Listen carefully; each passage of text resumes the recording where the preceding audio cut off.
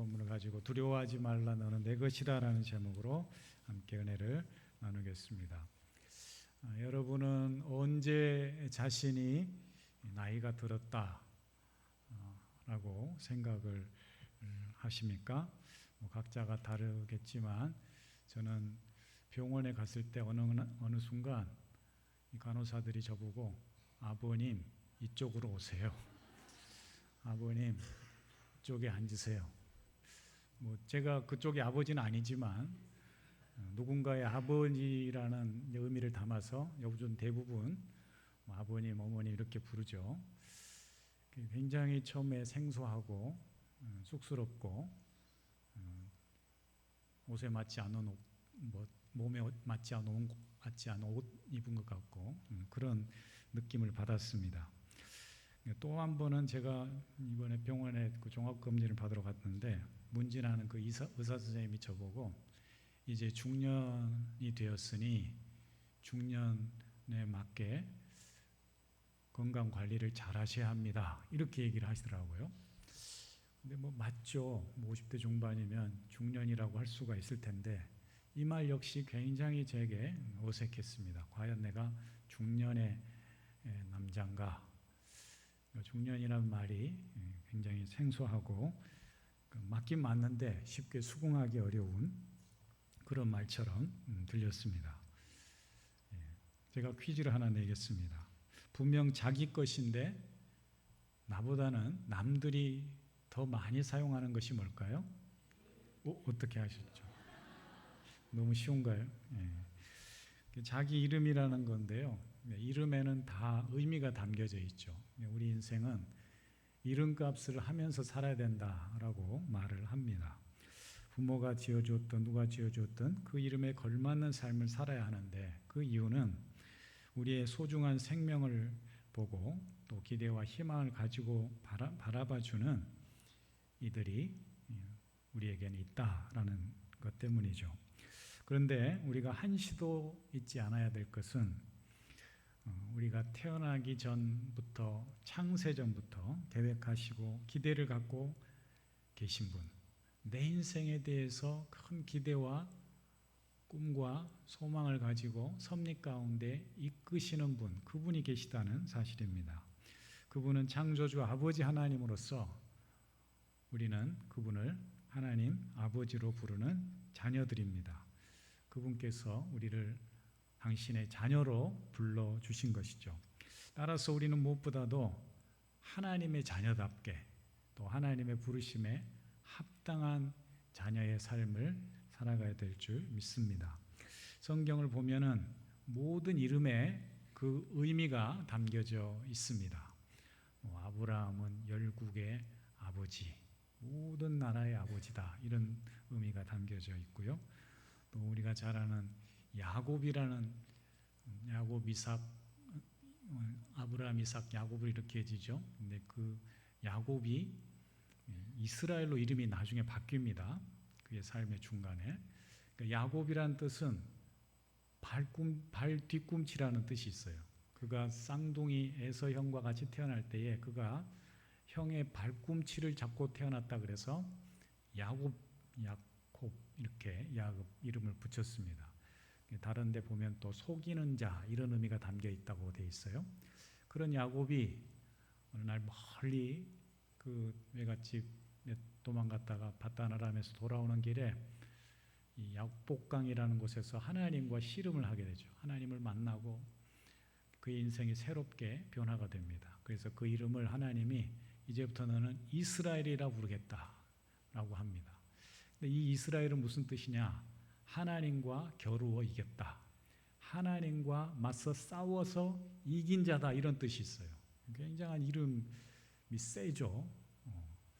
그 발 뒤꿈치를 잡고 태어난 그 야곱처럼 굉장히 야욕이 있고 강한 그 집착이 있는 그런 이름답게 하나님과 맞서 싸워서 이긴 자가 되었다라고 이름이 그의 인생이 새롭게 바뀌게 된 계기가 있습니다.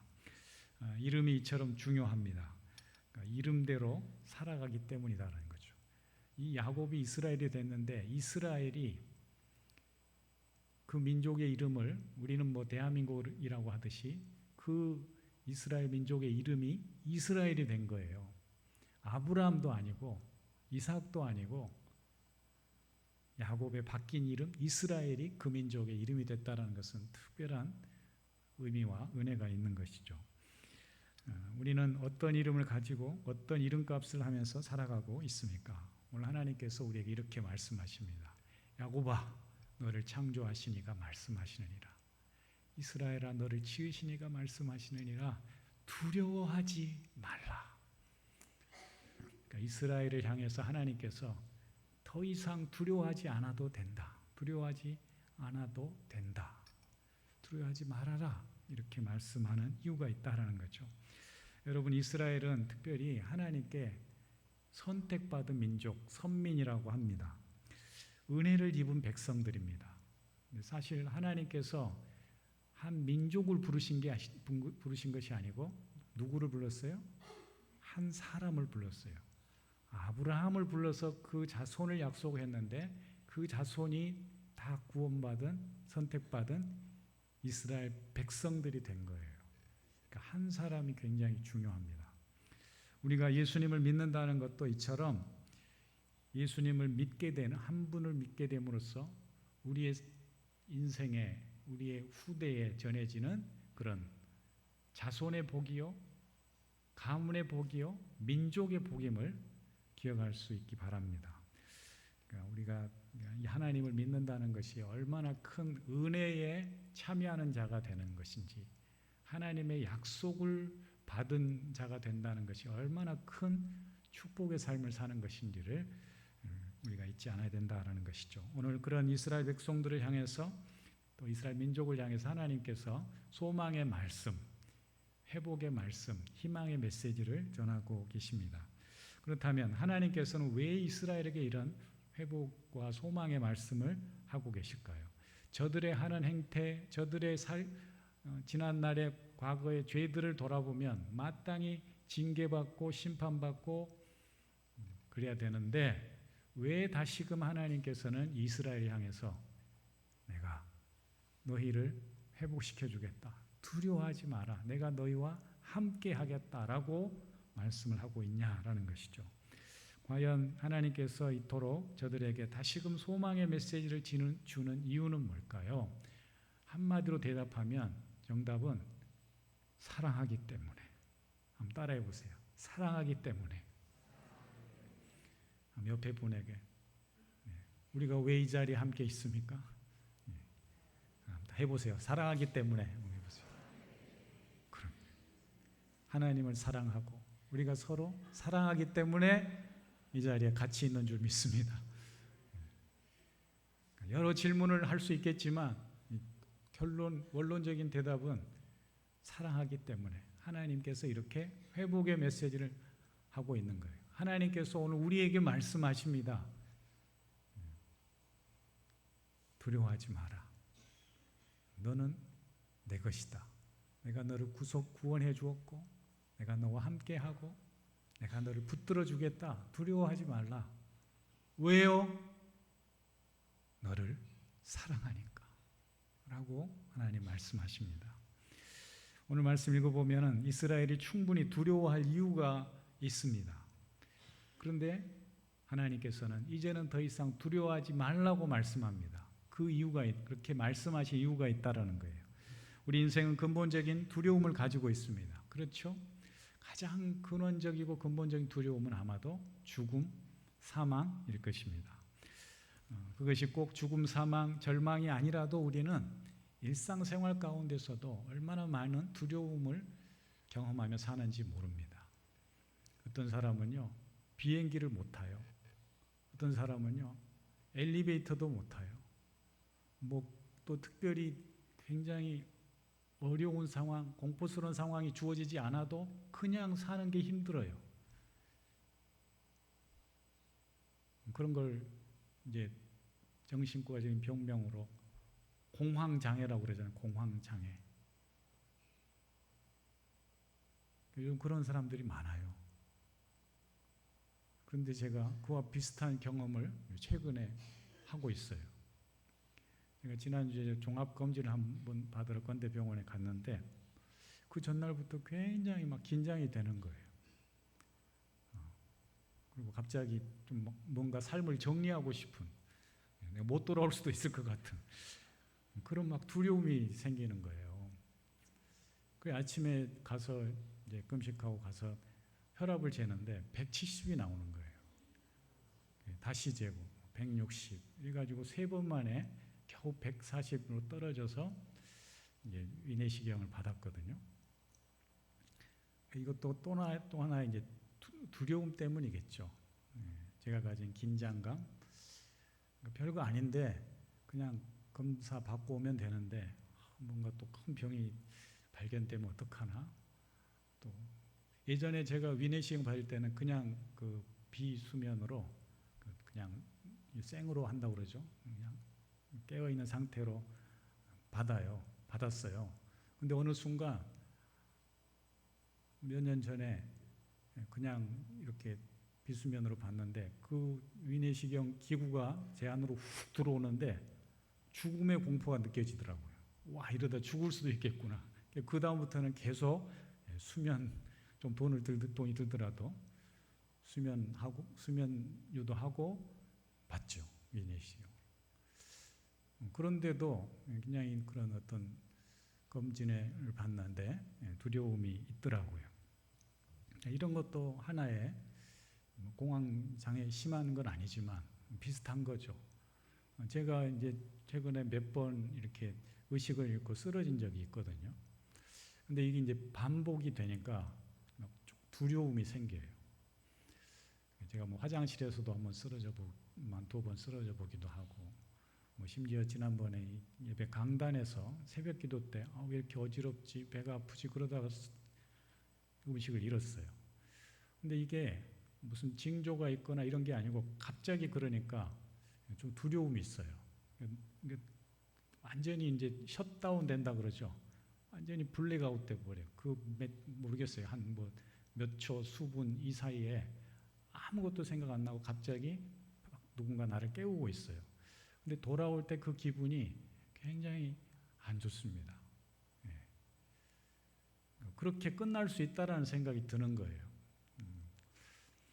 그런 두려움이 이제 엄습을 하는 거죠. 그런 작고 큰 여러 생활 속의 두려움을 우리가 어떻게 극복할 수 있을까요? 뭐 병원 치료받고 약 먹는다고 되는 근본적인 치료가 될까요?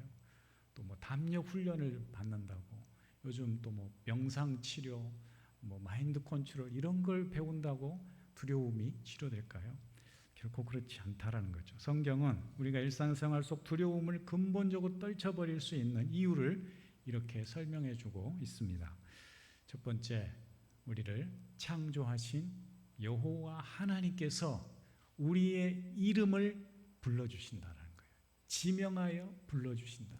그 창조하신 하나님께서 우리를 구원하시겠다 말씀하시고 그 이름을 구체적으로 불러서 너는 내 것이다라고 말씀하시는 것, 이걸 기억하는 것이 두려움을 이기는 승리의 삶을 살아가는 비결이다라고 말씀합니다. 오늘 이스라엘에게 두려워하지 말라고 말씀하시는 그 하나님은 과연 어떤 분이냐? 세상을 창조하시고 야곱을 야곱답게 지으시고 불러주신 하나님이시라 하는 것이죠.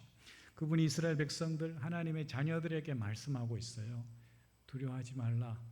내가 너를 창조했다. 그리고 내가 너를 지었다. 더 이상 두려워하지 말아라. 내가 너를 구원하였고 너는 내 소유다. 내가 너의 이름을 불러낸 나의 소유다라고 말씀합니다. 풀어서 이야기하면. 근데 여기 안에 원문에 보면은 카라라는 단어도 나오고 쉔이라는 단어가 나와요. 이 말이 무슨 말이냐면 내가 지은 이름을 구체적으로 너에게 지정해서 불러서 너를 끄집어냈다, 이런 뜻이 있어요. 하나님께서 카라티베 시메카 이렇게 얘기하는 것은 너의 이름을 불러서 너를 불러냈다, 이렇게 구체적으로 우리를 구원하시고 사랑하신 내용을 말씀합니다. 사랑하는 성도님들, 하나님이 말씀하십니다. 두려워 말라, 내가 너를 구원하였고 너의 이름을 꼭 집어 불러주었으니, 그리고 무엇보다도 너는 나의 것이니 더 이상 두려워하지 말아라. 이렇게 말씀하십니다. 우리 인생은 창조주 아버지 하나님의 것입니다. 잊지 마십시오.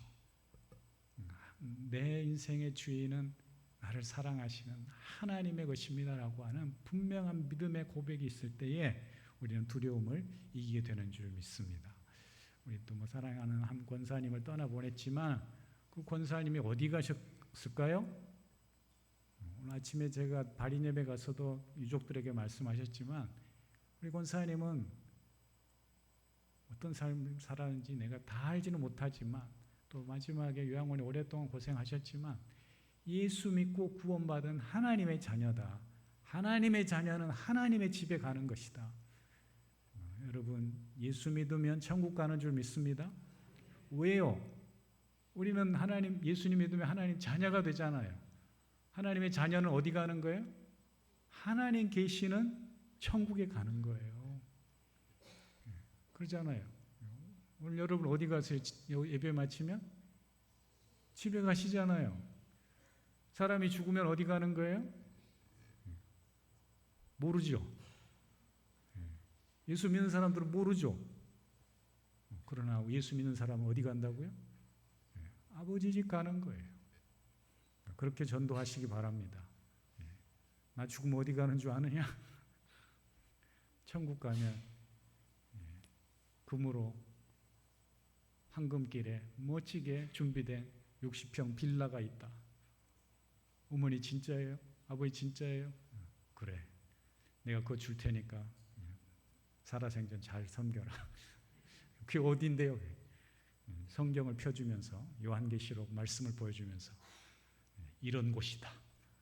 그곳에는 사망도 애통도 곡하는 것도 없는, 슬픔도 없는 하나님이 나를 맞아주시는 이 새하늘 새 땅, 이곳이다. 이곳 공짜다. 이렇게 말씀해 주시기 바랍니다. 여러분, 하나님께서 우리의 아버지 되시고 그분이 우리를 향해 너는 내 것이다 말씀합니다. 그 믿음이 우리 인생의 두려움을 사라지게 하는 줄 믿습니다. 두 번째, 하나님께서 우리를 지켜주시는 분이라고 말씀합니다. 2절 말씀 우리 같이 한번 읽어볼까요? 2절 시작. 내가 물 가운데로 지날 때에 내가 너와 함께 할 것이다. 강을 건널 때에 물이 너를 침몰하지 못할 것이며 내가 불 가운데로 지날 때에 타지도 아니할 것이요 불꽃이 너를 사르지도 못하리니. 아멘. 이스라엘 백성들이 이미 불과 물과 불의 위험으로부터 구체적으로 보호받고 벗어난 경험이 있어요. 애굽을 떠난 이스라엘이 홍해를 건널 때 그들이 홍해바다 한가운데서 건짐을 받고 살아난 줄 믿습니다. 그들이 물간 한가운데서, 홍해물 한가운데서 구원을 받았어요. 저들이 광야를 지날 때 그 장렬한 폭염과 뜨거운 사막 바람에서도 살아났습니다. 하나님이 불기둥과 구름기둥으로 보호해 주셨기 때문입니다. 하나님은 다시 한번 이스라엘 백성들이 바벨론 그 포로지에서 유브라데 강을 건너고 그 지류 강들을 건널 때에 친히 지켜 보호해 주시고 저들을 곡 땅으로 인도해 주신 줄 믿습니다. 하나님이 함께 하시고 보호해 주신 은혜를 저들은 역사 속에서 저들의 삶 가운데서 구체적으로 경험한 것이죠. 물과 불의 위험으로부터 지켜주신 하나님께서 이제 너희의 모든 삶 가운데서 함께 하실 것이라고 말씀하면서 믿고 두려워하지 말라고 말씀합니다. 하나님께서 우리에게 말씀하십니다. 너는 내 것이니 내가 너와 함께 하리니 두려워하지 말아라. 내가 물과 강물과 불과 불꽃 가운데서 지켜주겠다 말씀합니다. 여러분, 수술 받으러 가기 전에 두렵잖아요. 말씀을 읽고 들어갔어요. 오늘 여기 나와 있는 말씀처럼 너는 내 것이다. 물 가운데로 지날 때도 너를 지켜주시고 강물이 침몰치 못하고 불이 너를 사르지도 못하고 불꽃이 너를 사르지도 못한다. 이 말씀을 붙들고 들어가면 담대하게 우리가 모든 일에 대하게 될 줄 믿습니다. 마지막 세 번째로 하나님은 우리를 구원하시고 끝까지 사랑하시는 분이기 때문입니다.